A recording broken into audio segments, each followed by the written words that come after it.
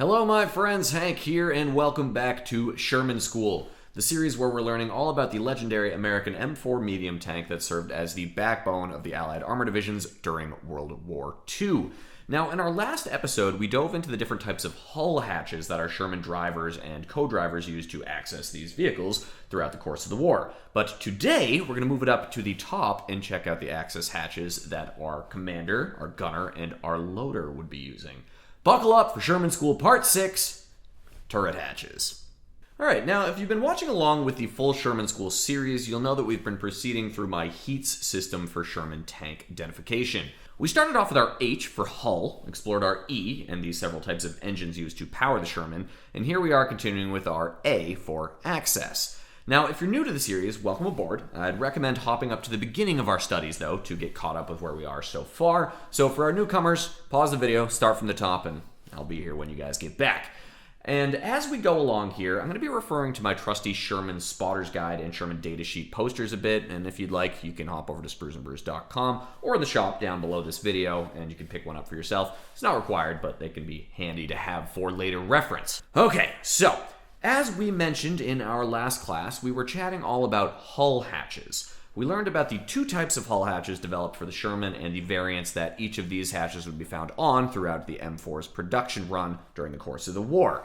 With both the small and the large hatches employed on the Sherman, on the hull, the driver and the co-driver hatches would be symmetrical, butterflying outward away from the center line of the vehicle.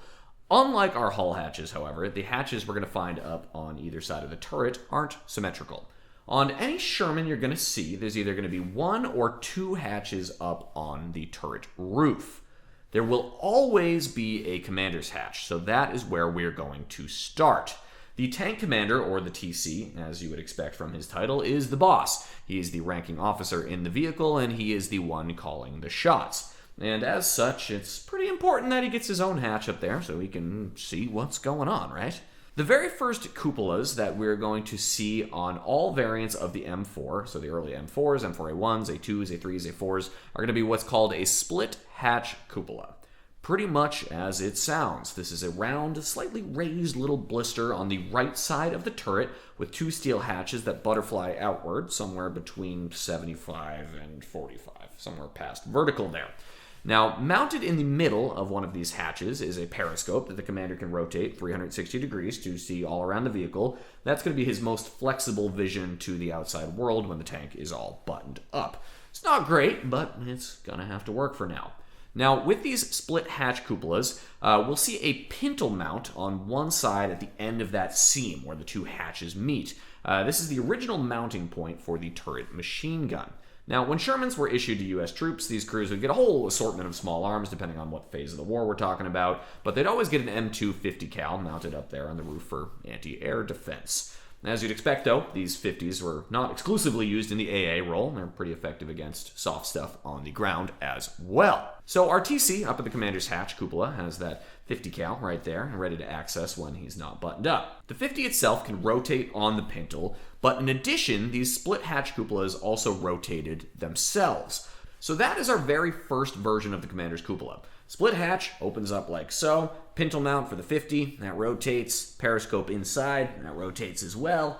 Over the course of the split hatch cupola's use, there are about a half dozen updates that are going to be made to the design, including the addition of hatch locks so the hatches don't accidentally slam shut, and some springs to help make the hatches a bit easier to open up. So depending on the vehicle that you are looking at, there will sometimes be some slight variations to the appearance of the hinges on the hatch, but basically functionality remains the same. Now, by the end of 1944, the folks at Ordnance are going to roll out an upgrade to our basic split hatch cupola and introduce what is called the Vision cupola. Vision is important when you're fighting inside a big steel box. Now, the Vision cupola, it's a bit taller than our original split hatch, and it now features a single round hatch that opens up and out like so. Inside that hatch, we have a single periscope, just like before, and the whole inside section of this hatch is going to be on bearings so that the TC can rotate that whole inside section of the periscope and, see what he needs to in any direction that he likes. Beyond that, though, as the name suggests, the Vision cupola offers some more options for looking outside. 6, to be precise. 6 additional bulletproof glass vision blocks are mounted all around the outside of the cupola, giving the TC an opportunity to just turn his head and look out these vision blocks without having to look through his periscope. Now, unlike the split hatch cupola, the vision cupola is static. It's mounted in place. So these 6 windows don't rotate, just the smaller portion of the periscope on the hatch itself. If you look at a whole bunch of reference photos, though, you're going to see that this vision cupola is mounted in a variety of positions. The vision cupola is mounted with a series of bolts onto the turret roof, and it appears that the most common position you're going to see it mounted in is with the hatch opening at about 3 or 4 o'clock to the outside of the tank. My educated guess on this, based on the overwhelming number of photos that you're going to see it in this position, is this is the way that this hatch was installed rolling off factory floors. That said, given the intentional modularity of the good old Sherman, sometimes crews would remove and adjust the positioning of these cupolas to fit their own preference. Sometimes you're going to see these turn so the hatch opens further to the back, and sometimes you're going to see them so the hatch opens up towards the front of the tank. It really depends. It's important to remember, though, that in action, these vision cupolas don't rotate. They've just got to be retrofitted to these different positions. Now, at this stage, I'll also point out that the pintle mount for the TC's 50 cal is going to go away with these vision cupolas, and it's going to move to a static position further on the rear of the turret. More on that in a later episode. So, these are our 2 main types of commander's hatches, the split hatch cupola and the vision cupola.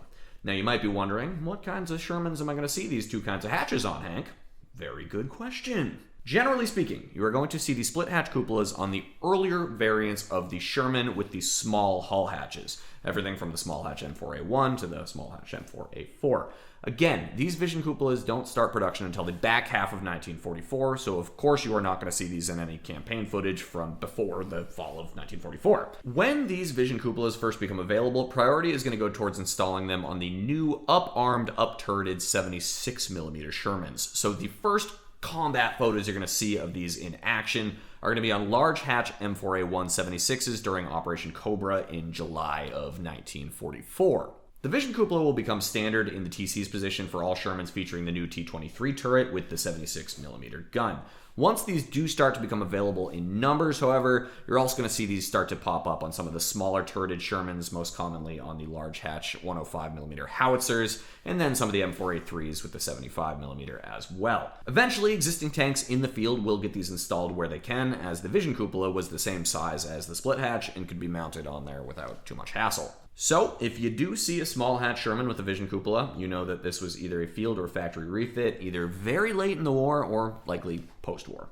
Alright, so now we know all about the 2 kinds of commander's hatches we're going to see on our Shermans. It's now time to shift a little bit to the left on our turret and talk about our loader's hatch. On our earliest Shermans, the loader doesn't get a hatch. And that's that. Okay, well, there's more to it. Truly, though, on the very first Shermans rolling out of the factory through about the fall of 1943, there is 1 hatch on the turret roof, that split hatch in the commander's position. So think about that. The loader, the gunner, and the tank commander all have to get in and get out of the tank through that single hatch. If you're the loader, you're generally the first to get in. You got to climb down under the gun breech and settle into your spot down in the front left of the turret. And when it's time to get out, you've got to wait for the TC to shimmy his way out of there, the gunner to follow him, and then you get your chance to kind of crawl out and up yourself. Now, do that after the tank has been hit and starting to fill up with smoke, and worse. Not fun. It doesn't really take too much imagination to realize how scary that would be. So, based on substantial negative feedback from the crews, eventually a loader's hatch is developed that will sit to the left of the TC's cupola. The first loader's hatches that we're going to see appear in the fall of 1943 on all Shermans rolling off the factory floor, much to the delight of crews in the field. This standard loader's hatch is what we're going to call the oval loader's hatch, and as you'd expect, it is a basic oval-shaped steel hatch that opens up and out to lay about parallel with the ground at about 7 or 8 o'clock behind the tank there. No periscope or anything on it, just a basic steel hatch. And you're going to see these on all standard 75 and 105mm armed Shermans leaving the factory, as mentioned, starting at the end of 1943.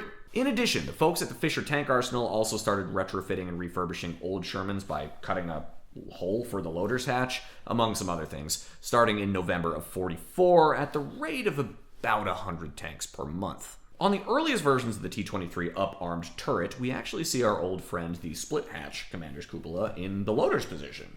Now, early production T-23 turrets were built with this new vision cupola in the TC's spot, and the split hatch cupola right next to it for the loader. And you'd imagine that this was quite nice, right? The TC's got his whole new setup, right? And the loader's got his dated version of the commander's hatch, but at least he's got a hatch now, right? So that's something. Along with it, the loader also has the 50 on the pintle to play with. But some problems did arise with the initial setup in our T-23 turreted Shermans. It turns out that this early version of the split hatch cupola that they get for the loader had some little manufacturing defects where the hatches didn't really open much past 90 degrees, which is a bit of a drag, as you would expect. And in addition, you've got all this rotating going on top of the turret. These hatches are swinging all around, the 50's swinging all around, and things eventually start knocking into each other. Eventually, the decision is made to simplify the loader's hatch on the T-23 turret to feature a version of the oval hatch that we previously saw. Simple, oval-shaped hatch just folds up and out like we saw before. The T-23 version is a little bit bigger than the one on the smaller turreted Sherman, but it's the same concept. And that's what you're going to see on all 76mm armed Shermans leaving the factory starting in the later months of 44 through the end of production. Now, before we finish, there is one caveat to our loader's hatch situation. On upgunned British Sherman Fireflies, the 17-pounder modification of the Sherman, you're going to see a rectangular loader's hatch that folds up and out just like we saw with the oval hatch. Firefly conversions begin in January of 44, and the additional hatch is 100% necessary because the size of the 17-pounder breech inside the turret is way too big. The loader physically can't get into his position from the TC's hatch. Gun just takes up way too much space. So every single Firefly you're going to see will have this special rectangular loader's hatch. So there you have it, my friends. To recap, we have two types of commander's hatches in our Sherman. The split hatch cupola is the first and will be present on Shermans through the end of 1944. The vision cupola becomes available starting in late 44 and will come standard on 76mm armed Shermans and eventually 105mm and 75 versions as stock is on hand. Early Shermans do not have a loader's hatch until the fall of 1943 when the first oval hatch models are produced. And the first 76mm Shermans will utilize that split hatch in the loader's position until this is phased out and replaced by a version of the oval hatch in late 1944.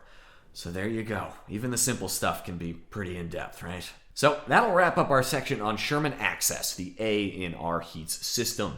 For our next episode, we're going to move on to the T in Heats, but we're actually going to keep talking about our turret.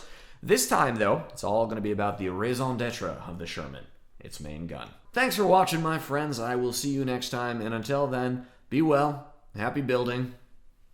Cheers.